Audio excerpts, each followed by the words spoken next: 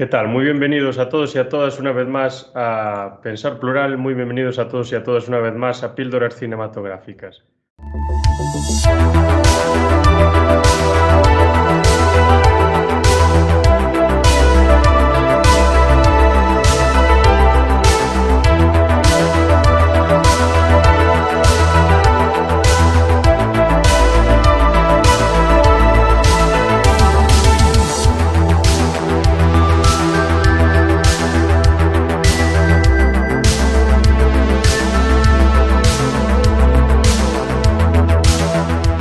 Antes ya de empezar, introducimos a nuestros invitados, los más asiduos y los que más tenemos con nosotros normalmente, que son Daniel Gorostiza, muy bienvenido y muchas gracias una vez más por estar aquí.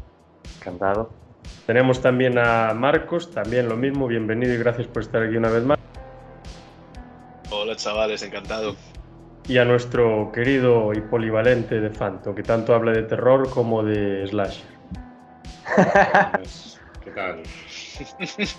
Y de bizarra. Y bizarrada. Pues nada, para empezar pues habrá que introducir de la película de la que vamos a hablar y luego pues vamos desglosándola un poco. Hace unas cuantas semanas hablamos de Poltergeist y ahora vamos a hablar de la continuación, que es Poltergeist 2, ¿no? Normalmente después de la 1 va la 2, es algo bastante normal. Esta es una película del año 86, se titula Poltergeist 2, The Other Side, en castellano se traduce pues Poltergeist 2, al otro lado, una traducción maravillosa. La dirige Brian Gibson y la producen Michael Grace y Mark Victor, que también son los guionistas de la película. La productora y la distribuidora es la Metro-Goldwyn-Mayer, y entre los protagonistas pues destacan los que destacarían en la primera película, quitando a la hija mayor de la familia porque se murió poco después de rodar la primera película, como comentamos la otra vez. Y tenemos a Jovette Williams, a Craig T. Nelson, que yo creo que es el que siempre destaca por encima de los demás, a Heather O'Rourke, que es la niña pequeña que pocos más años iba a vivir, y a Zelda Rubinstein, que sería la medium. Y luego tenemos a un personaje central que creo que se llama Julian Becker, ¿no? Una cosa así. No me acuerdo el nombre real del actor, no sé si es este nombre real, no me acuerdo. Julian Beck. Julian Pero Beck, ibas bastante encaminado, sí. Que ya hablaremos en un momento de él, que es una figura bastante peliaguda, bastante tenebrosa. El presupuesto de la película fue de $19 millones, la recaudación de 41. Bueno, no está mal del todo. ¿Y de qué va la película? Primero, la primera película de Poltergeist, ¿de qué va? Pues obviamente de un fenómeno paranormal en el que se manifiestan una serie de fantasmas que están perdidos, están en pena, en una casa, en un espacio en concreto. Da la casualidad pues que ahí se construye una casa y luego, pues después de todas las cosas que van pasando y la interacción de estos fantasmas con la familia que allí se asienta, pues se descubre que las casas están construidas encima de un cementerio. Eso queda ahí en la primera película.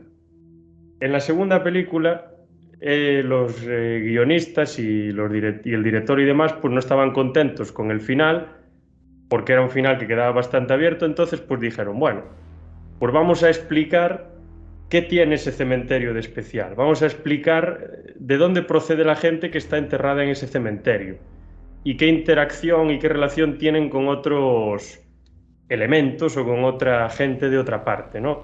Con los indios americanos, por decir.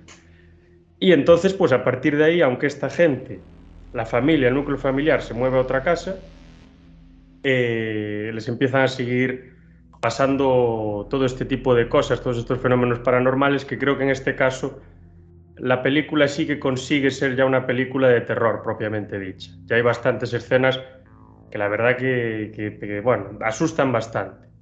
No sigue la línea de una película de terror tradicional, pero sí que hay 4, 5, 6 escenas que dejan bastante mal cuerpo a uno. Y ya comentado esto, pues si queréis entrar más en detalle ya os dejo introducirlo y ya vamos desglosando los diferentes elementos. Así que quien quiera ser el primero. Pues si queréis empiezo yo a comentar un poquito. A ver, la película la vimos hace poco. La revimos porque ya no sonaba de antes, por lo menos creo que a todos, o habremos visto alguna escena o algo así. Y nada, la película empieza con un indio, con Taylor, que lo vemos subido en una especie de montículo por ahí de Colorado, parecía, del cañón del Colorado, que no sabemos cómo ha subido ahí, la verdad, y no sabemos cómo va a bajar. Es una especie de torre así muy, muy rara. Y nada, un viejo chamán a modo de espíritu, pues con un ritual le transmite una especie de poder, porque, como decía bien Rubén, debajo del cementerio, donde estaba ubicada la casa, había otra cosa. Y la propia medium lo confirmó. Debajo del propio cementerio había algo mucho más maligno, mucho más oscuro, que también lo nombran en la primera película, porque en la primera película dicen que los espíritus que están ahí están en pena, pero hay algo peor. Ya lo nombra la medium, hay algo peor, hay la bestia, está la bestia ahí. Que no explican muy bien qué es la bestia, pero aquí en esta segunda película se ve quién es la bestia, porque es una persona, por qué hace lo que hace y cuál es la influencia que tiene en general. Y, cómo no, un personaje, no puede haber personaje más manipulador que aquel que engaña a la gente que está a su alrededor para conducirlos a la catástrofe. Y este es el caso del antagonista principal de esta película, que es Julian Beck, a modo del padre Frederick, creo que era Frederick Kane. Yo me acuerdo del apellido sobre todo, el nombre es por ahí, algo así. Pero es el padre Kane, el reverendo Kane. Y bueno, si queréis Phantom o Daniel, si queréis comentar algo de este personaje, que tiene tela. Hombre, sí, a ver, yo haciendo una pequeña valoración sobre él, creo que es, no sé, por así decirlo, igual el de lo mejorcito de la saga, ¿eh? He visto ya las 3 películas y de decir que este personaje se sale, desde luego, ¿eh? Y creo que le queda genial a la franquicia de Poltergeist. Después comentaste el tema del chamán, ¿no? Es algo muy curioso porque este hombre actúa como un protector de la casa, ¿no? Y la verdad es que yo creo que le queda genial esa introducción a la segunda película, ¿no? ¿Cómo lo veis? Sí, sí, maravilloso. Bueno, Daniel, que aún no hablaste. No, sí, está bien, tiene un papel interesante. También hay que eso encuadrarlo en la época, los 90, o sea, nos hemos pasado casi toda la historia de Hollywood en que los indios básicamente estaban ahí para morir o para ser los malos, y a partir de los 90 hay películas como Bailando con Lobos y cosas así, y se sacó hasta un disco que yo lo tenía en CD de Sacred Spirit o algo así, que eran indios cantando pero con musiquilla un poco más moderna y tal. O sea que fue como un descubrimiento en Estados Unidos de la cultura india, y entonces empezaron a aparecer indios como algo más positivo en las películas. Y se empezó a apreciar un poco su cultura y todo eso, y eso se vio en el cine. Y por eso yo creo que el personaje este, del que al principio desconfía la familia, pues es un personaje totalmente positivo, en oposición, y ahí está lo bonito, al reverendo, que si esto hubiera sido en los años 60, habría sido al revés. El reverendo defensor de Cristo habría sido el bien, y el indio malvado pagano pues habría sido el mal, con lo cual se ve ahí un cierto cambio de las cosas, no porque sea el reverendo tiene que ser bueno, hay reverendos malísimos, y pues esa cosa está interesante, y sobre todo esa contraposición entre los dos, entre el indio espiritual y el reverendo que usaba la fe para, ya iremos hablando, pero para, digamos, dominar. Sí, sí. Y yo creo que también, porque luego explican de dónde procede este reverendo y todo lo que trae consigo, creo que es una década en la que el fenómeno de las sectas estaba bastante en auge. Y creo que en la década anterior, en los 70, se había producido un fenómeno bastante parecido al que se produce en la película. Era una secta que se habían ido era en Estados Unidos, no sé si habían ido a una isla del Caribe o algo así, no me acuerdo muy bien. Y era un montón de gente, no sé si hasta 1000 personas o 100, era un montón. Y este señor, pues el predicador, les había comido la cabeza de tal manera y al final los convenció en el último momento, cuando los tenía allí cautivos, de que tenían que tomarse un veneno, creo que era, que tenían preparado y suicidarse colectivamente porque llegaba el Armagedón. Entonces yo aquí veo una relación bastante clara con ese fenómeno. Marcos hace ahí con la cabeza que sí, que seguro que sabe algo del caso. Sí, si buscáis este caso, es de los más horribles habidos y por haber lo que secta se refiere. Me sonaba, es que lo confundía con el luchador de MMA, John Jones. Es Jim Jones, el padre Jim Jones, que fundó el Templo del Pueblo, creo que se llamaba así, sí, el Templo del Pueblo. Y convenció a sus feligreses, porque estaban pillando bastante poder, de que se tenían que mudar a Venezuela para fundar como una ciudad propia suya, que la llamó Jonestown. Y bueno, lo de Jonestown tiene muchas similitudes con el padre Kane. El hombre convenció a la gente a tomar arsénico, porque era la única forma de ser libres y como de ascender. Creo que era algo así. Y hay audios de ese hecho, porque la gente es un poquito reticente.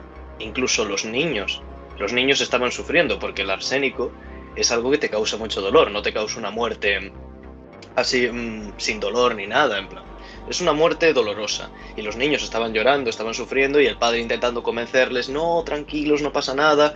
La gente se empieza a rebelar, otras personas les callan, y se escucha todo eso en los audios. Y bueno, la conclusión es que todos murieron, creo que eran miles de personas. Lo tenía por aquí buscado, pero mucha gente. Todos tirados en el suelo. Ah, mira. Casi 1000. 918 miembros. Imaginaos 918 personas muertas, todas en el mismo lugar, voluntariamente dentro de lo que cabe. Y esa es la historia de Jim Jones, y es muy parecida a esta, porque ya lo comentaremos después. Debajo del cementerio encuentran una caverna que estaba sellada, y en esa caverna encuentran muchos esqueletos, muchos cadáveres que están como dirigidos hacia una especie de columna, y en la cima de esa columna, de ese montículo, está un esqueleto que es absolutamente perturbador, con la boca abierta, medio sonriendo, y ahí vemos que es el origen del mal. Y la película empieza así, y con la familia que se muda a la casa de la madre de Jovette Williams, que es una también muy buena actriz en esta secuela, y empiezan a ocurrir cosas. También en referencia a la niña y a la abuela, porque no son normales, viene de familia al parecer, ¿verdad? Sí. También se comenta algo de la madre también. La madre lo tienen los tres, lo que pasa es que la madre ha negado sus poderes y tal y cual. Eso es una cosa que se ve en esta peli, pero que luego copiaría en 20.000 películas e historias. La madre, o sea, todas tienen el poder, esa familia tiene el poder, es como la fuerza, pues aquí las cosas... Sí, lo iba a comentar, es un poco como Leia, ¿no? Que se da cuenta cuando ella es mayor de que lo tiene. Claro, pero aquí lo que pasa es que la madre, pues como veía cosas extrañas y todo eso, pues se negó a sí misma su poder y llegó a creer que eso no existía. Eso es autosugestión al máximo. Pero lo tenían las tres, la madre también. Sí, y ya dicho esto, pues hay a los 20 minutos de la película, una cosa así, o quizá antes, luego de todos estos ritos de iniciación del chamán en el cual le pasan el poder, que a mí me llama la atención ese montículo, porque es como la típica especie de montículo que es como el lugar de conexión con los dioses, ¿no? Porque aparte no es un montículo, es que es plano, o sea, es cómodo para que tú estés ahí. Y si os acordáis, en un capítulo de Los Simpson en el que se va a acabar el mundo presuntamente, todos se van al alto de un montículo de este estilo, con referencia clara a esta película, porque hay otro momento de la película que se parodió también en Los Simpsons, cuando está el indio echando cosas en el fuego y viendo el futuro de los demás. O sea, una referencia total. Y luego lo que iba a comentar es que luego de todo esto, luego de introducir lo que dijo Marcos también, lo del cadáver y tal, que a mí hace un poquito de referencia también a Psicosis y a la matanza de Texas, se ve el cadáver como medio apoltronado y tal, pues ya entra en acción este personaje, este Julian Beck, que de verdad le da a la película, aparte de que es un actor brutal, un actor con carisma, le da un aura de mal rollo a la película, te da una sensación de, no sé, de angustia, es muy desagradable aparte. Y aparte hay que añadir que este actor, como me comentasteis vosotros, tenía un cáncer bastante avanzado y se estaba muriendo. O sea, creo que antes de acabar la película, creo que se murió. Y aparte el señor, yo os decía, pero este tío debía ser muy mayor, porque a mí me parece que tenía 80 y tantos años. Y lo buscaste y tenía escasos 60 años, o sea, impresionante. Así es, así es. Un cáncer de estómago que ya lo tenía bastante avanzado y eso es lo que hace también creo que se estaba sometiendo a quimioterapia, pero se le veía muy, muy viejo y no solo eso, se le veía cadavérico, chupadísimo. Entonces daba una aura horrible y su sonrisa, aparte, que eran sus propios dientes, creo que eran sus propios dientes, daba un aspecto tan siniestro que la propia Heather O'Rourke, la Caroline, al verlo por primera vez al actor y el actor al sonreírle, la actriz lloró. No le gustó nada el aspecto de Julian. Y normal, porque hasta un niño puede verlo, ¿sabes? Puede ver el rostro de la muerte, el rostro de la decadencia, de un cadáver que aún se mantiene en pie por finalizar un trabajo que me quito el sombrero ante Julian, un gran actor. Y no consiguió terminar. En teoría murió antes de que acabara del todo el rodaje.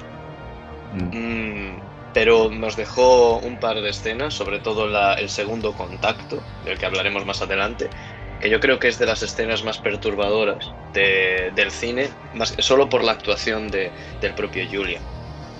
Y es esta entidad la que les persigue, porque se mudan a casa de la abuela, como recordaréis. Todo va bien, en general, pero pues la abuela fallece. Y esa noche Caroline tiene como una conversación con ella, a pesar de que ella había fallecido, y después de ese acontecimiento se van de compras, ¿de acuerdo? Se van de compras la madre, ella y el chico pequeño, el hermano. Y ahí es cuando aparece el primer contacto. Y me gustaría que comentarais un poquito cómo fue el primer contacto del reverendo. Yo os voy a decir solo una cosa antes de empezar a hablar más de este señor. ¿Os acordáis de la serie de Agallas, el perro cobarde, no? Pues sí. Yo tenía en mente cuando vi este personaje, a este Julian Beck, que se me parecía un personaje de Agallas, el perro cobarde. Pues ahora acabo de buscarlo y si hacéis la búsqueda ponéis Fred Agallas, a ver a quién se os parece este personaje. Hacedlo ahora en un momento. Fred era el barbero loco. Algo así. Vosotros fijaos, cuando lo veáis, la sonrisa que tiene y el aspecto, creo que eso me parece un montón. Hombre, yo creo que este primer encuentro, digamos que aunque se ve un poco sobrenatural, lo que te muestra es un miedo real de una cosa que puede pasar en verdad. O sea, pues que se te escapa un niño o lo que sea, y en los centros comerciales hay gente muy maja y hay gente, sobre todo gente que no se debe dejar cerca de los niños, y yo creo que es un poco esto en este sentido, porque la pobre pequeña queda un poco aterrorizada por este señor, pero que es un miedo real que puede, no un espíritu a lo mejor, pero sí un señor mayor puede llegar en un centro comercial y aterrorizar a un niño, con lo cual yo creo que este primer encuentro es en el terreno un poco más de los miedos reales. Porque aparte lo vemos acercarse al principio. Lo vemos acercarse, sí. Y esto para la audiencia lo que causa, si alguien no ha visto la película, es que lo ven acercarse y dicen, ¿qué tipo más curioso? Y de repente la niña ve cómo atraviesa a alguien. Entonces ya sabemos, es un espíritu. La niña lo ve. Debe ser que solo lo ve la niña. Ahí está la cosa. Y entonces ella intenta huir de él, y entonces el reverendo es cuando se agacha, la saluda, muy amable, pero ya vemos algo inquietante. Y la niña le dice que está esperando a su... El hombre le dice si va con él, ¿sabes? ¿Por qué no vienes conmigo? Tal. Y la niña le dice que está esperando a su madre. ¿Y qué le dice el reverendo? No la intenta convencer en ese momento, le dice como quieras, pero hace algo con la niña. ¿A qué sí, Phantom? ¿Lo recuerdas? Sí, y también recuerdo el tema de la voz, que me parece lo más perturbador en la escena. O sea, eso, el tono es angelical, infantil que utiliza, es que da mucho miedo. Yo, la verdad es que quería comentar aquí una cosa. No se necesitan ni cohetes artificiales, ni CGI, ni nada para causar un terror como causa esto. Porque Eh, eso es sí. terrible. O Y sea, luego es que elegante. hay otro aspecto importante aquí, y es que yo creo que no es inocente que el tío sea un reverendo y se acerca a una niña pequeña. Ah, Sí, bueno, Creo ya. que con eso están criticando algo. yo creo que tampoco. Y yo quería comentar algo. La voz no es agradable. Es un tipo de voz que se llama, si lo podéis buscar por Google, si queréis, es voz de falsete, que su propia palabra lo indica. Es cuando tú pretendes ser amable, pero se nota que no estás siendo. Es así como soy dulce, pero el que lo está escuchando está viendo que lo que estás es, digamos, mintiendo. Pues este hombre es un poco así, en plan de quiero ser amable, pero en el fondo se me ve que hay algo detrás. Y Ahí vemos el sí, propio carácter manipulador del reverendo Kane, porque coge a la niña y le dice, como quieras, no pasa nada, te cantaré una canción Eso. mientras esperas a tu madre, ¿verdad? Y Sí, que empieza a cantar, la agarra de los brazos, sí, ahora me acuerdo. Sí. que es algo muy infantil, que vale, agarras a un niño, le empiezas así, vamos a cantar una canción, pero hay algo que ya la audiencia ya lo ve, que algo no va bien, y lo vemos en la cara de la niña no está cómoda. Mm. ¿Y cómo era la canción? La dices, yo no me acuerdo bien, yo no me acuerdo bien. Phantom creo que sí que se acuerda. No, no ¿Sabéis sabes también más lo que menos, es, a ver, que cantas, ¿no? antes de entrar en la No, canción, venga. lo que es muy llamativo es que hasta el segundo encuentro del reverendo luego con el padre, no queda muy claro si él realmente quiere hacerles el mal a la familia. Como es tan manipulador y como va así tan, entre comillas, de buenas, sí que se ve que puede hacerle, o sea, que tiene ahí algo, pero no se ve, no queda del todo claro, queda así un poco ambiguo. Porque parece como un medio creepy, un señor de estos así medio raro, Ah, pero luego al yo minuto de veo ahí estar una hablando con el negatividad padre tuya. ya se da cuenta uno de que es lo que es. Aunque antes de esa escena, yo ya creo que la audiencia se hace la idea de Mm. este señor es malvado. Porque cuando la madre vuelve a recoger a la niña después de que cantara Dios está en su sagrado templo, tal, la madre va y curiosamente, en vez de estar la niña así sola, con las manos así, como si ella lo viera únicamente, la madre también lo ve y el hermano también lo ve. El hombre está ahí. Qué curioso, ¿no? En plan, todo el mundo lo ve, se hace corpóreo, por así decirlo. Pero no es para nada humano, no está vivo. Sin embargo, interactúa con la madre y la madre se disculpa, se lleva a la niña y él le dice, es una niña muy bonita o así, o muy dulce, tal. Y cuando se van, ahí es cuando el reverendo sonríe a la niña y vuelve a ser atravesado por otra persona. Entonces, en esa sonrisa malvada, ya vemos que algo va mal. Y en el segundo encuentro, solamente cuando aparece su sombra y empieza a caminar, y vuelve la musiquita y vuelve su cancioncita que la canta así sonriendo, ahí ya nos inquieta, ahí ya vemos, uy, ha vuelto. Sabemos que hay algo raro. Aunque no nos quede del todo claro, sabemos que hay algo raro ahí. Sí, sí, sí. Sí, y cuando se ve cómo llega a la casa con toda la lluvia, que la Mm. lluvia prácticamente solo le cae a él encima, y al principio, pues al verlo llegar, pues pensar lo que acabas de decir tú, Marcos, de que lo va a ver la niña y la madre, y ya, o la abuela, pero los demás no lo van a ver Pero porque es que es un la nube, fantasma. si te fijas, hay un plano en el Sí, sí, que está justo encima de la casa, que la se ve nube. que la nube, entonces, es que es muy curioso, es como diciendo, el mal, la oscuridad está solo aquí, el resto está como libre, pero sí, esa escena tiene mucha tensión, sobre todo cuando llega al porche, digamos, y empieza a hablar con la familia y todo eso. Vamos, yo de hecho no habría aguantado tanto. Yo a la mitad de la conversación, si hubiera sido el padre, habría dicho todo el mundo para de dentro y usted se va de aquí, pero tiene toda esa tensión de ahí de él como intenta de una forma no del todo pacífica convencerles como que le dejen entrar, que todo esto y la verdad que está muy bien montada porque si bien no no es una escena de miedo, ni tiene por qué serla. La tensión te la tiene todo el rato porque tú no sabes si al final no va a conseguir el reverendo su objetivo. De hecho, si la ves la primera vez, cuando ya se queda el padre con él a solas, yo me acuerdo pensar, ahora es cuando le va a comer la cabeza y le va a hacer lo que él quiere. Sí, pero el padre es un guerrero, como le dice el indio.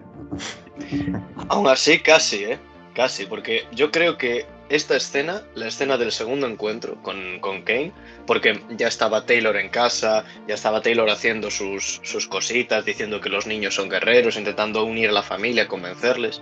En este momento, Taylor parece que está escondido, no quiere ni ver a Kane, y deja que el padre, pues, interactúe con él.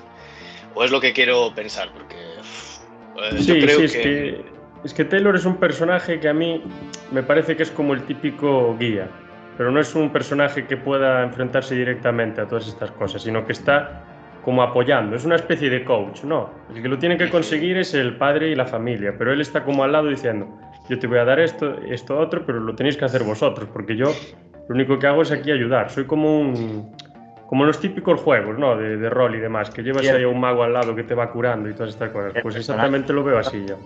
Ese es el personaje no jugador, sí, totalmente. Es ese rol, es como eso, el guía, el maestro, y está allí para ayudarte, pero no es su lucha. Seguramente, esto ya es una cosa que me imagino yo, este hombre va por ahí, por América, ayudando a muchas familias a enfrentarse a las fuerzas del mal, pero que no pelea directamente, solo te da los instrumentos y ahora tú con tu lucha.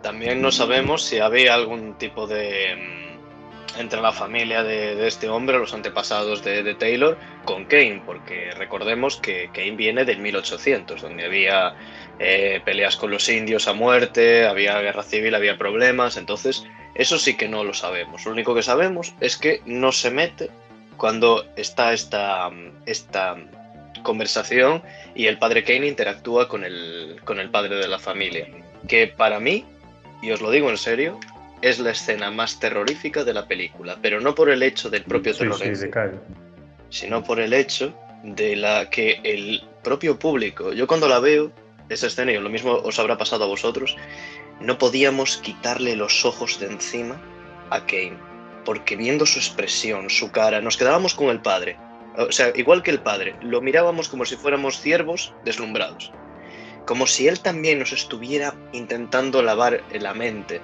como intenta hacer, porque esta conversación, el segundo encuentro, viene de varias partes, que estaría bien hablar de cada una de ellas. La primera llega la lluvia, la niña lo ve, ya pone la cara, tal, el tío cantando, saludando, la familia se mete dentro, bueno, le dice la madre, a usted le he visto en el centro comercial, y él, sí, es posible, me gusta caminar, me gusta hablar con las personas, así como si fuera muy inocente, me encanta hacerlo, tal.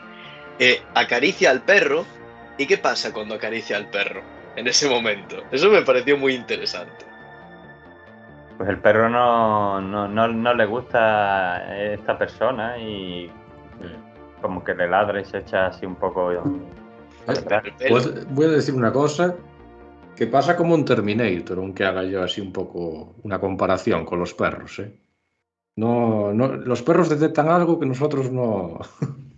Sí, claro que lo detectan, eso está claro. Y nosotros detectamos cosas que ellos no detectan.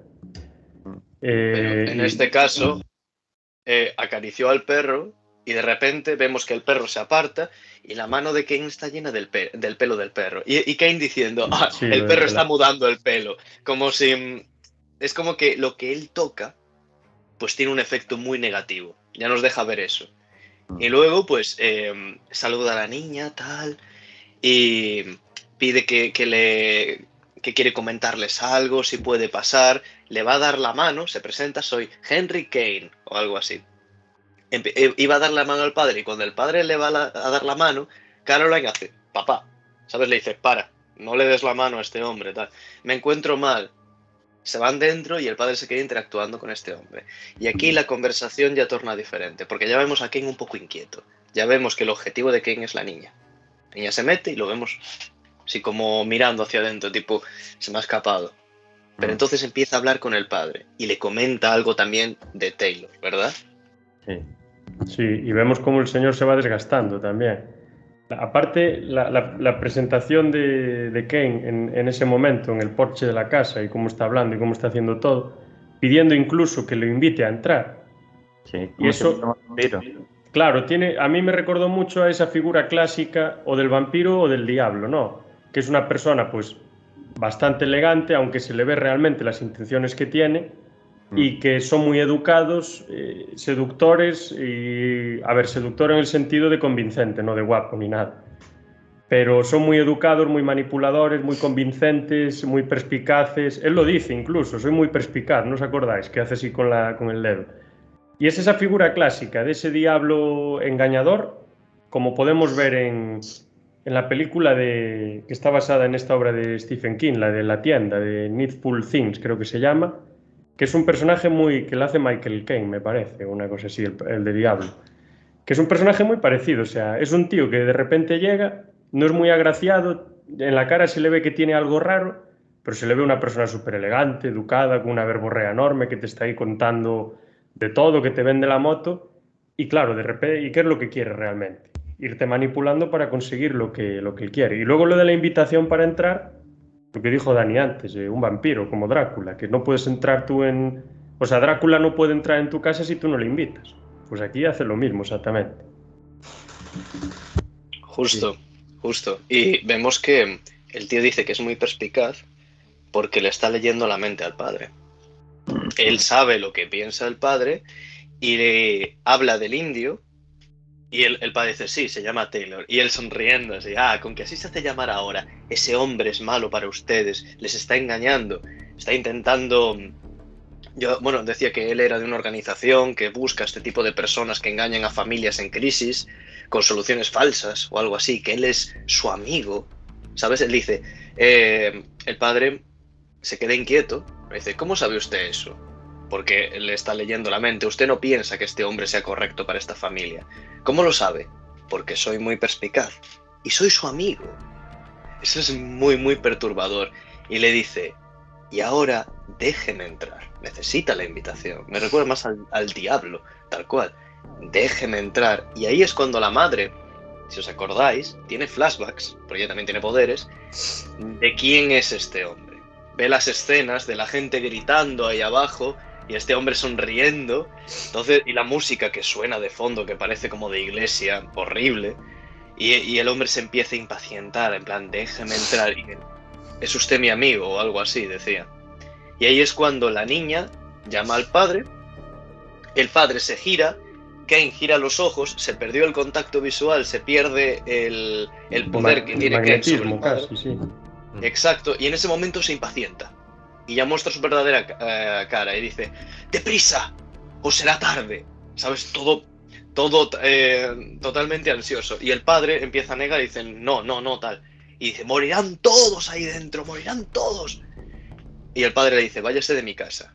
¿Y qué hace Kane en ese momento? Cuando el padre le dice que se vaya de su casa. Que es también perturbador lo que hace Kane.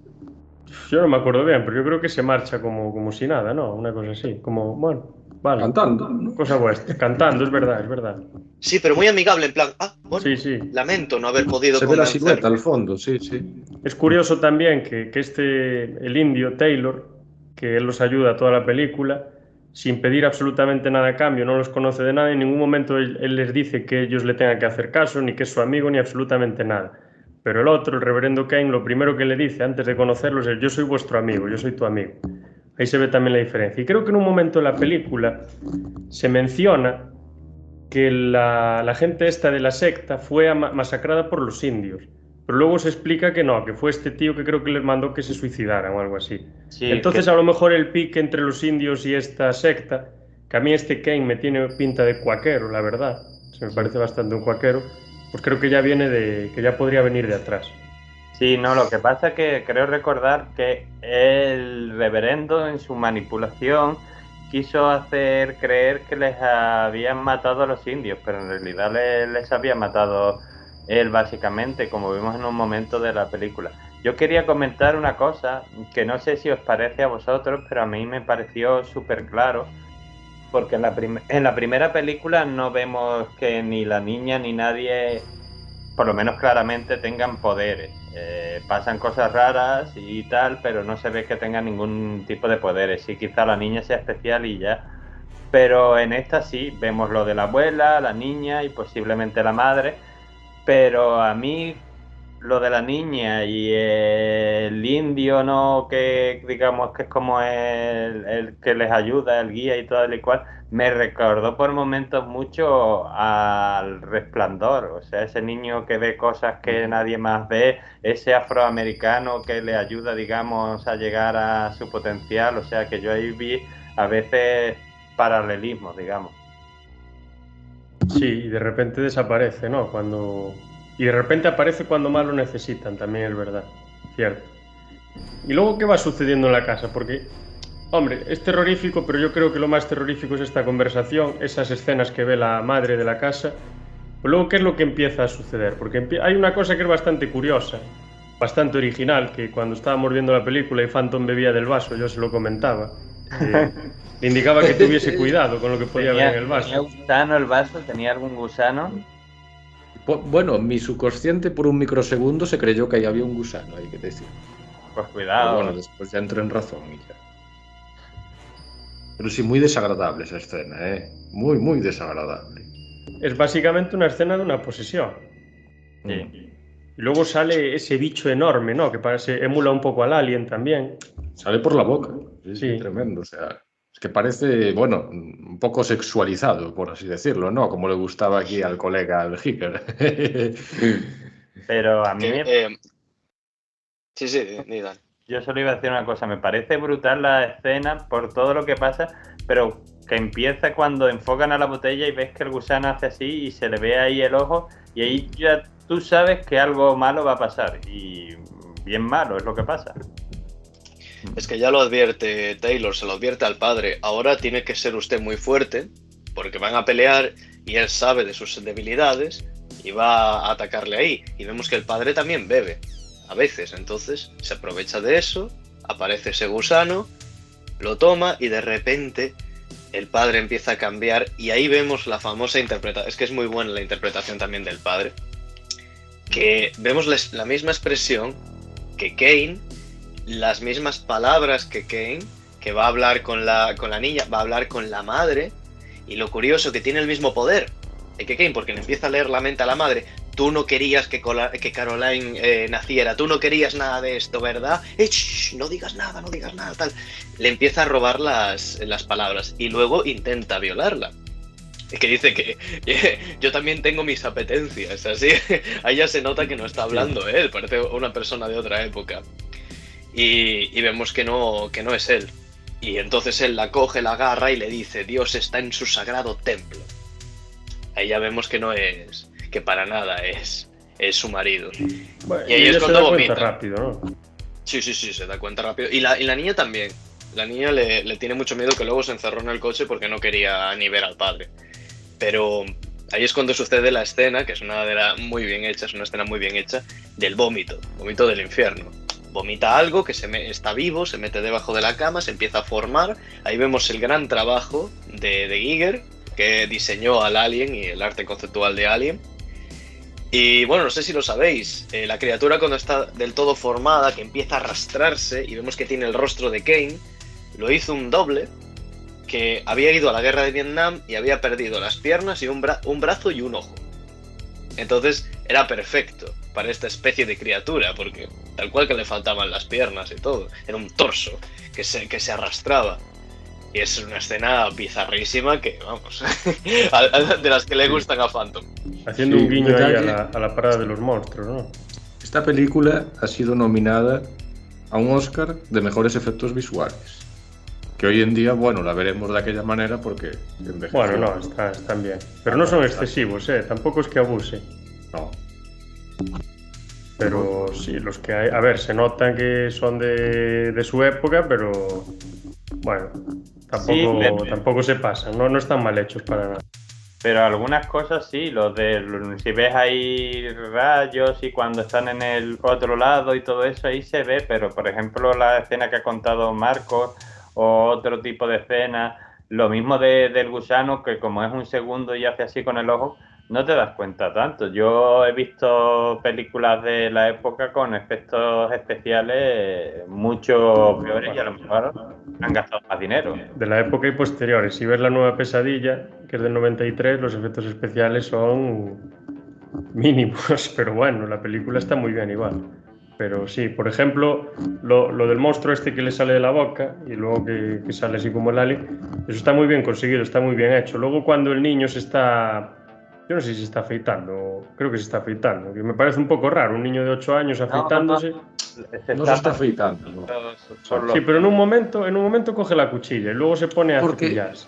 Pero es que si te fijas, el niño es como que quiere ser mayor, ¿no? Algo así. Sí, pero bueno, yo con 8 años no cogía la cuchilla. Ya, bueno, pero sabes, es el niño de otra época. Pero sí, y luego se está ahí cepillando y le empieza a salir el alambre de los brackets y se empieza a formar ahí pues todo un enjambre de alambres que es una auténtica barbaridad. Muy Freddy. Sí, pero está muy bien hecho, o sea... Sí. Que por cierto, ahí yo veo una especie de guiño a la primera película, porque también en la primera película en el baño pasaba una cosa rara, que a lo mejor a un señor se le caía la cara y aquí pues le pasa al niño lo de los brackets. Moraleja, si tu casa está poseída por Poltergeist, no vayas al baño, por lo que se ve. Sí, y luego está el tema de que es una distracción. Que lo que le interesa al reverendo es la niña. Pues supongo que por la energía que tendrá o por lo que sea. Y Taylor ya estaba abajo, estaba abrazando a la niña y claro, el padre era, Taylor, ayúdanos. Y Taylor no. Estaba intentando proteger aquello que era el objetivo. Porque precisamente este reverendo, esta bestia, persigue a la familia más que nada por la niña. Porque quiere al angelito. Tal. Siempre tiene el objetivo de la niña. Debe tener una energía curiosa, ¿sabes? Algo así, al igual que la abuela. Y la abuela les advierte, la abuela después de muerta les advierte sobre esta persona. Y que va a ir a por ella, va a ir a por la niña pequeña. Entonces, claro, ya vemos cuál es el objetivo de Kane, qué es lo que él quiere. Además, estaría bien comentar la escena en la que Tangina Barrows, la vidente, va con la madre a hablar y le empieza a enseñar unas fotografías de Kane en su época y de la secta, para que ella cuente qué es lo que pasó, qué es lo que él hizo con esa gente, qué es lo que comentabais, que se creyó que fueron aniquilados por los indios, pero en realidad lo que pasó es que Kane les engañó a todos, mostrando ya más el carácter manipulador del reverendo, les engañó a todos para meterse ahí debajo, que me parece una escena muy intensa. Los mete ahí debajo y les dice que el mundo va a acabar, y después cuando la gente está desesperada, que ponen el vídeo en primera plana, los niños llorando, queriendo salir desesperados, él nada más sonríe y les dice, ven conmigo, tal. No les deja salir a ninguno, que todos mueran con él. Eso tiene una clara relación a lo que dijo Rubén antes con la secta de Jim Jones. La secta del pueblo, que hizo creo que un poquito lo mismo, no tan intenso como esto, que no los encerró en ningún sitio, pero algo parecido sí. Y pero bueno, en Jamestown o Johnston, como se llame, ocasiones de escaparse habría pocas, porque acabarías en la selva y te morirías en 2 días.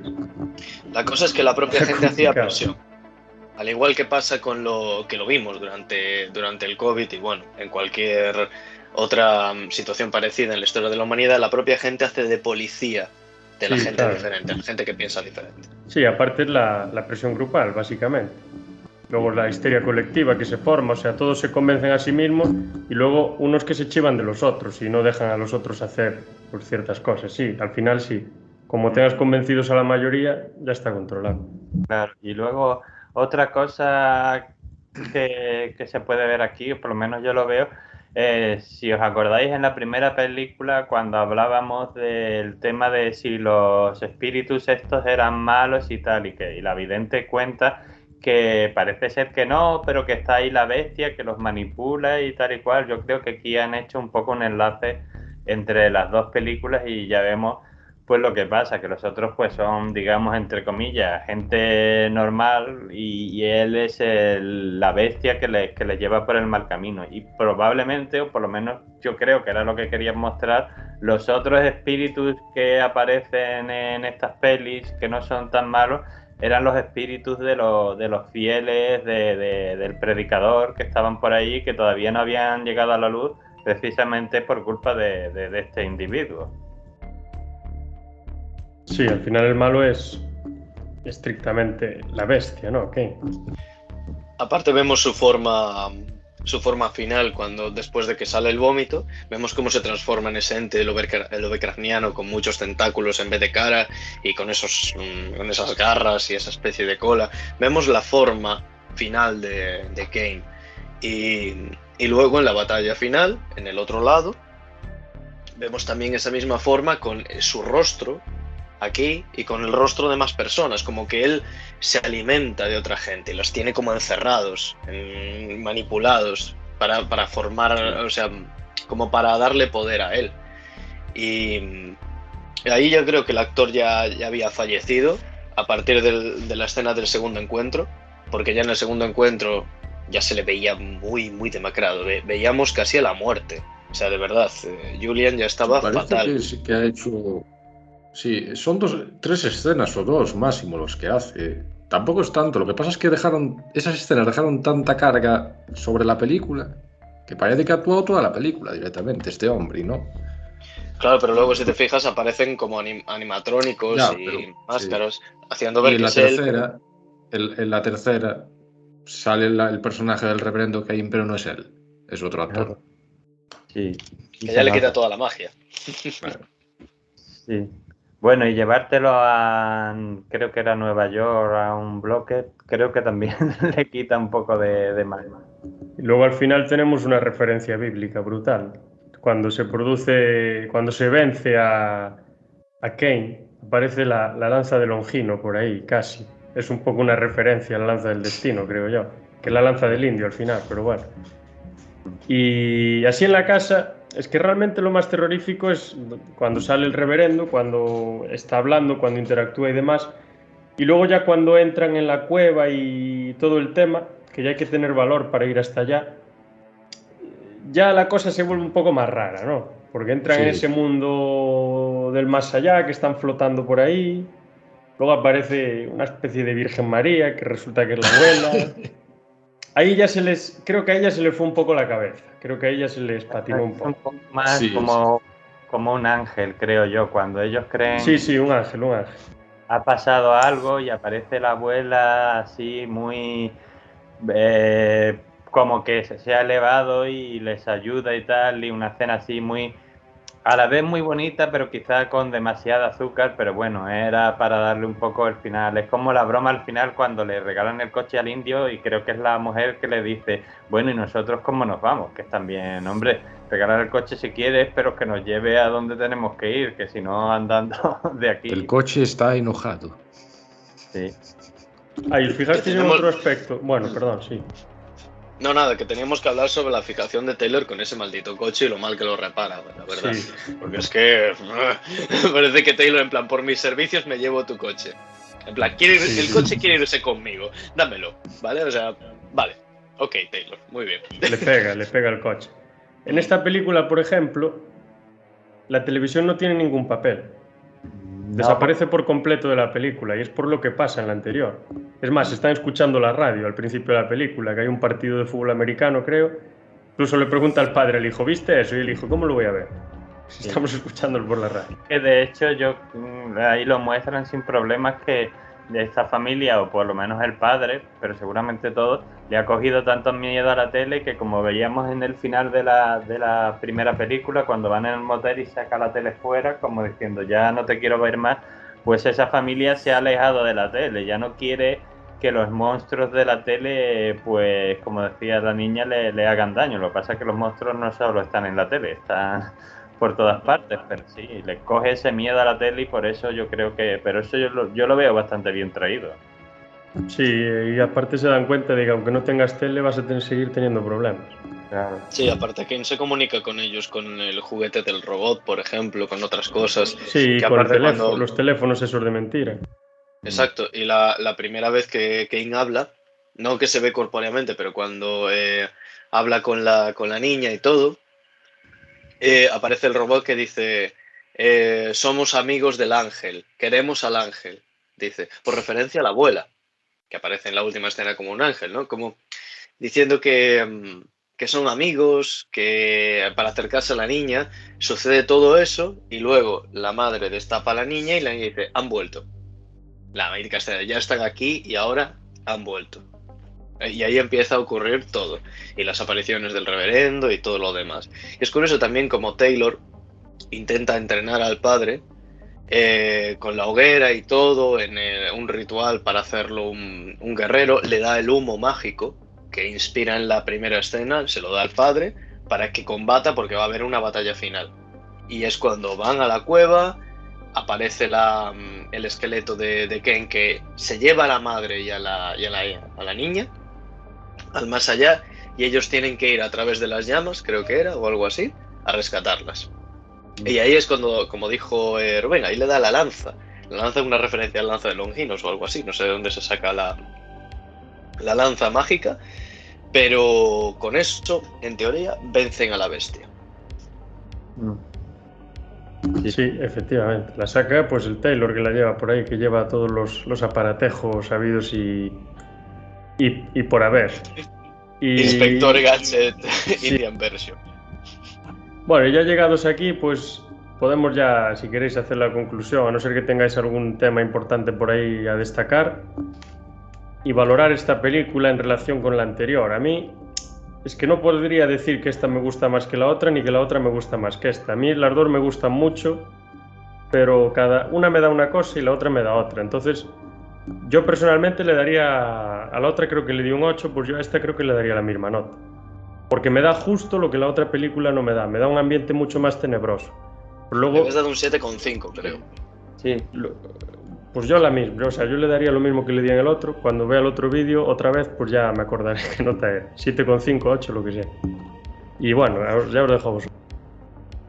Sí, yo, a ver, estoy un poco de acuerdo con lo que tú dices. Son dos estilos distintos.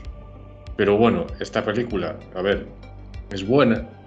Sí, yo le daría eso, igual incluso más nota que a la primera, por cómo me gustan a mí las películas y tal. Pero sí que es verdad que igual un poco el final me parece descafeinado, ¿no?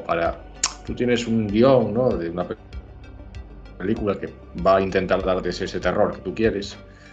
Pero claro, el final así tan para todos los públicos, por así decirlo, es lo que no me acaba mucho de convencer y quizás sí que le bajo un poco la nota por eso. Pero bueno, se ven cosas que podía ser una película mucho mejor de lo que es, pero es buena. Es que justo es el problema, que la película se te presenta como algo mucho más tenebroso, mucho más dentro del terror, ya no para todos los públicos, ya no es un terror para los niños, y de repente tirando hacia el final, pues es exactamente lo que dices, que es demasiado inocente, demasiado buena, demasiado buen rollo, y entonces el chiste, por ejemplo, del coche a mí al final me sobra un poco, me quita un poco de la tensión del ambiente, pero el resto de la película sí que está muy bien, la verdad. Y alguna cosita por ahí que es un poco así, yo creo que como que introduce mucho y luego pasan dos cosas. Y a lo mejor tenía que estar un poco más compensada, pero bueno, por lo general sí que está muy bien. Hombre, yo sí, entiendo lo que vosotros decís, pero yo creo que en el fondo sí que querían hacer un poco terror familiar, aunque quisieran hacer más terror y se ve un poco en el final, pero bueno, a mí la primera me gusta un poco más, las cosas como son, porque yo soy muy de Steven Spielberg, pero esto es un debate para mí un poco como si tú dices, ¿qué te gusta, Alien El Retorno o Alien 2? Yo he visto debates encarnizados de eso, te voy a matar porque te gusta más Alien 2 o te voy a matar porque te gusta... Sí, pero el problema, espera, que Alien 2 y Alien tienen un guión muy sólido y aquí hay irregularidades en el guión, ese es el problema, en la segunda. Irregularidades las ves tú, a mí me parece que independientemente de que el final sea un poco pasteloso, porque lo es, pero es que es el final de una película familiar y que tú no quieras ver que es una película de terror familiar no quiere decir que no lo sea, porque en el fondo es una película para los niños de Poster Grace 1 que han crecido un poco, pues ya les podemos introducir un poco más de lo menos y en los 80.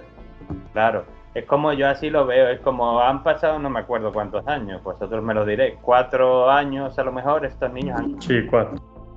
Pues ya les puedes meter un poquito más de miedito y por eso, que al final a mí también me parece un poco, pero aún así no es tan como para estropearme la película y...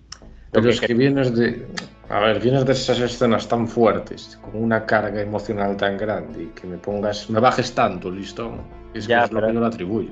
Slasher, Phantom, no puedes acabar con toda la familia acuchillada porque No, pero es que tenía que acabar mal, eso, directamente. No era de lo que va la película. Esta película tiene que acabar, si no bien, medianamente bien, porque es terror familiar. Yo ahí no te puedo ayudar, es que eso es como otro género. Pero vamos, sí, entiendo tu queja, pero lo que yo quería decir a todo esto es que habrá gente que le gusta Poltergeist 1 más, habrá gente que le gusta más Poltergeist 2, y a mí me gusta un poco más la 1 por lo que dije, porque soy más de Spielberg, pero bueno, eso no quiere decir... A mí la 2 me gusta más, a pesar de... ¿Sí? A pesar de la irregularidad aquí. Estoy viendo aquí Bueno, busqué el rating de la película y esta es para mayores de 13. Claro, los niños... Sí, básicamente. La otra supongo que será para todos los públicos. La otra creo que eran 7 años, me parece, o algo así. Pues seguramente esos son niños que ya han crecido. Pero bueno, a mí me gusta un poco más la primera, pero esta me gusta. Así que yo le pondría, si a la primera creo que le puse un 7,5, a esta le pondría un 7,25. O sea, no hay mucha diferencia, porque esta me parece que es una buena película y que tiene esos momentos de tensión y de miedo incluso, y porque aparte de la escena del porche que hemos comentado mucho que está muy bien, la escena que también hemos comentado del bicho, o sea, esa es una escena que cuando yo la vi por la primera vez me tenía la cabeza comida desde el momento que aparece el bicho hasta que lo echa. Entonces yo la recomendaría, es una película muy recomendable con sus fallos, pero es una película que merecería verse, y más si has visto la primera. Sí. La de Poltergeist 1, bueno, ahora comentando esto otra vez, lo de las edades, es para PG, se llama, Parental Guide, o sea que la pueden ver niños, pero con sus padres acompañados, creo. Y la otra no, la otra es PG-13, o sea, niños de más de 13 años, creo que acompañados con sus padres, que eso me parece una mamonada, pero bueno, ellos lo ponen ahí y ya está. Yo opino un poquito como Phantom, porque, a ver, yo como gran fan del terror, al igual que lo es él, nosotros queríamos algo más de la primera, ya lo habíamos comentado antes. La primera es para todos los públicos muy bien, pero tiene escenitas bastante perturbadoras que podían dar a más, y se pararon ahí. En esta segunda nos dieron más la tensión, más el suspense, ya solo por la actuación de Beck, más terror, porque de verdad que ese personaje y la música que hablábamos que nos recordaba a La Profecía, es música apocalíptica, cantando la misma canción que cantaba el reverendo, ¿sabes? Dios está en su sagrado templo, pero de forma muy catastrófica desde ese punto, ¿no? Muy apocalíptica. Y aparte de eso, esta me da más a mí el terror. Y a vosotros también, lo habéis visto. O sea, nos da más terror. Y luego tiene escenas a lo largo de la película, que ya lo veíamos, para descargar tensión. El tema del coche al principio. El coche sigue enojado, jajaja, sí. Mirad, mariposas. Cositas por aquí, cositas por allá. Y al final, claro, era muy perturbador hasta ese momento. Y el final es así, están en el otro lado, donde al parecer hay muchísimos ventiladores, ¿vale? En ese otro lado. Es que de verdad, el pelo era todo el rato modo anuncio, ¿no? Y nada, lo vencen al reverendo Kane, se acaba el mal, pero se lleva la niña. Bueno, un final agridulce, salen con vida, pero la niña, pues mira, lo siento. Y al final la abuela llega con la niña, así a modo de ángel, en plan, aquí estoy, y te devuelvo a la niña. Eso es lo que Phantom está criticando, que parece un poco pasteloso para una película con tanta tensión y con tanto tal. Pero ahí también es lo que dice Dani, es una película que plantea un terror para todos y no podían dejar un final tan catastrófico para la gente. Entonces dijeron, venga, vamos a hacer que todo sea vivir felices, comer perdices. ¡Ay, que Taylor se lleva mi coche! ¡Ja, ja, ja! Créditos, ¿sabes? para no dejar ese aura de tensión. Porque si fuera yo hago llorar a los niños, yo lo que haría sería poner al final de la película la sombra de nuevo de Kane y su risa, ¿sabes? Solo para fastidiar, porque Tiene esa toda la pastelosidad... pinta de que aquí, sí, tiene toda la pinta de que aquí se metió un poco la productora por medio para conseguir más pasta y llegar a más público. Bueno, a ver, la productora se mete siempre, al final son empresas que quieren ganar dinero. Porque si me gustaría acabase ver como si dice es que- Marcos, a mí me gustaría más, pero Ya. probablemente a la mayor parte del público que iba a ver la película en esa época, entre los que yo no me encontraba porque aún no había nacido, pues seguramente no les gustase. Sí. Ya, Aparte, pero yo quería ver una si cosa. de verdad este fue el guión pronosticado desde el principio de la película. No, Es eso decir, seguro que no, hombre, eso claro. casi nunca pasa. Los Claro. guiones siempre se hacen 3 o 4 o 5 versiones, o incluso más. Claro, aparte te digo una Eso. cosa, yo la primera vez que la vi, o sea, no ahora, hombre, no tiene el 100%, pero imaginaba que la hija iba a sobrevivir, porque si hubieran querido matar a un hijo, no habría sido ese, o sea, no va a ser el hijo con poderes que te garantiza una secuela, no va a ser el otro hijo, el hijo que se pone el casco para comer, o sea, y no tiene poder ninguno aparte de... Entonces estaba claro que no pueden matar a la niña, pueden matar al padre, pueden matar a la madre, al hermano, a quien tú quieras, pero cuando tú ves que hacen eso es como esa típica cosa de películas y de series también, que te están manteniendo la tensión y tú estás un poco esperando así como mirando al reloj diciendo, bueno, venga, a ver si ya, ¿sabes? En plan de está muerto ahí y le están haciendo el no sé qué y tú dices, a ver cuánto tardáis en... Pues esto era un poco igual, o sea, a la niña no le van a matar porque si no, ¿cómo me haces tu póster gay 3? También en ese sentido la fastidiaron bastante porque ni siquiera dijeron, no, que la hermana mayor está en la universidad o se ha ido fuera o algo, ni siquiera justificaron nada. De repente la familia ya no tenía hija mayor. Es como, vaya, ¿qué ha pasado aquí? ¿Qué pasa? ¿Somos una secuela para lo que queremos y para lo que no queremos? No. A lo mejor ni siquiera nombraron el tema por lo terrible que fue. Porque yo creo que si la actriz hubiera renunciado y se hubiera ido, hubieran dicho algo sobre la hija. Pero aquí no dijeron ni pío por lo horrible que fue. Que si no... Bueno, si recuerdan los que nos escuchan, en el primer podcast hablábamos de que el exnovio de la actriz la estranguló a los 2 meses después de lanzar la película. Que fue su principal y como que único proyecto de la actriz. Y fue muy brutal. Y no sé si había ya la leyenda o algo así, pero al ser un terror familiar a lo mejor ya quisieron callar. No dijeron nada de nada. Me parece un error, pero bueno. Eso ya al criterio de... Y cuidado con la trilogía de Poltergeist. En cada una se muere un actor. Ciertamente, sí. Primero la hermana mayor, luego se muere el señor Julian Beck, y luego se muere la niña, la pequeña. Así es. Bueno, yo le doy a la primera le di un 7, también por la repercusión que tuvo.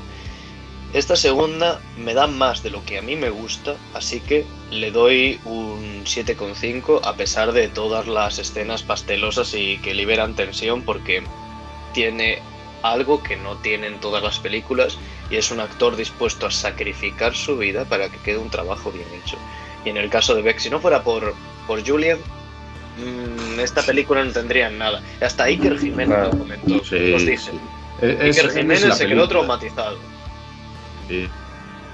Podrían haber sí, metido por ahí a Porque para mí Vincent Price o algo así también. No, pero Donald Pleasence aquí- no quedaría mal, algún tipo de esto. con la desgracia que ya tiene el hombre, eso sabes, como que le da, por así decirlo. ¿Sabéis qué actor a lo mejor le quedaba muy bien a esta película haciendo del reverendo Kane? Anthony Hopkins, probablemente. Lo haría muy bien. Sí. Pero no obtendrías lo mismo, porque tendrías que Bueno, coger no, a porque Anthony no se está Hopkins muriendo, claro. con no cáncer está de cada estómago vez. en estado 4, Ya. con la cara de la muerte, porque esto, quizás tú puedes coger a un Christian Bale que sea capaz de matarse de hambre para hacer la película del maquinista y parecer una momia, parecía literalmente una momia, pero aún así lo veías desnutrido, pero lo veías porque de verdad no te daba la misma impresión, aparte de que no es no tiene nada que ver, no tiene el aura que tiene el reverendo Kane, pero yo veo a Christian Bale así y veo un hombre que está desnutrido, o sea, que se está muriendo, pero no me da ese aspecto de maldad y decadencia que me da Kane con esa sonrisa. Es que la sonrisa que tiene Julian es impresionante, la sonrisa esa es brutal, es brutal. Ya os digo, Heather lloró la primera vez que lo vio. Y me imagino que fue entre bastidores, sin estar vestido con el traje negro y el sombrero que da tan mal rollo. Fue en plan, hola, yo soy Julian, ¿cómo estás? Y solo por la sonrisa y por el aspecto, la niña ya dijo, buf, la niña ya lloró. Y cuando la vemos preocupada, cuando él está cantando una canción así, ¿sabes? La cara de la niña lo dice todo. Es que está viendo la muerte. Y el pobre hombre debió de ser un amor de persona. Pero seguro, es que eso no es el rollo de Anthony Hopkins, así un trozo de pan fuera de la pantalla o alguno de Y nada, yo la recomiendo muchísimo, al igual que Dani. Es una película que para mí es una buena secuela en general, aunque sea de este estilo. Me parece impresionante el mensaje, me parece impresionante el villano y el trasfondo y el lore que hay, porque de verdad que la escena de la cueva es para mí muy muy intensa, que da bastante de qué hablar. No es tan simple, es algo complejo. Hay manipulación, no es mal por mal, hay rasgos humanos muy muy curiosos en el antagonista y en los espíritus que aparecen por ahí. Y nada, ya os digo, un 7,5. A mí me da más terror, está muy bien hecha y los efectos prácticos son impresionantes. Ha causado bastante repercusión. Ya os digo, Iker Jiménez le perturbó la cancioncita y el propio Kane le perturbó bastante. Y si a Iker Jiménez le perturba algo, pues entonces ya hay que tenerlo en cuenta. Y nada, para mí, una película muy, muy, muy recomendable. Y ya para rematar, ahora que me acuerdo, también lo comenté al ver la película con vosotros, que este reverendo Kane, que a mí me parece un poco la antítesis del padre Merrin en El Exorcista. Es justo lo opuesto que es el padre Merrin. Representa justo lo opuesto que él representa, solo que lleva la sotana también puesta. Representa justo lo contrario. Y bueno, no sé si Daniel iba a decir algo, pero si no ya ponemos fin al episodio de hoy. Sería un poco lo mismo, representa así lo opuesto, porque digamos que uno es un sacerdote bueno, que evidentemente los hay, y otro es un sacerdote manipulador que usa su poder, su forma de hablar y su todo para que la gente haga su voluntad. Entonces sí, dentro del clero, digamos, están en los polos opuestos. Uno sería el bien y el otro es el mal. Curiosamente, en la serie que se hace del Exorcista en el año 2014, que muchos capítulos de ella los dirige T. West, pues los endemoniados están todos en las esferas más altas de la iglesia. O sea, los que tienen los espíritus dentro, los demonios, están encarnando a los obispos, cardenales, al... ¿Cómo se llama? El Pomodoro. ¿Cómo es el que ayuda al Papa? ¿El Comodoro o algo? Cardenal. No, el que es ayudante, el Pomodoro. Yo creo que es Pomodoro. No, ¿Camarlengo? Eso, el Camarlengo. Y en todo este grupo de gente están justo esos espíritus tan malvados. Y pues esto nos retrotrae también a la presencia de la bestia dentro del reverendo Kane. Y bueno, ya llegados aquí, pues muchas gracias a todos. Creo que el análisis fue más que digno, más que profundo. Y nos vemos en la próxima. Y gracias a todos también los que nos veis y escucháis. Un placer, nos vemos. Hasta la vista.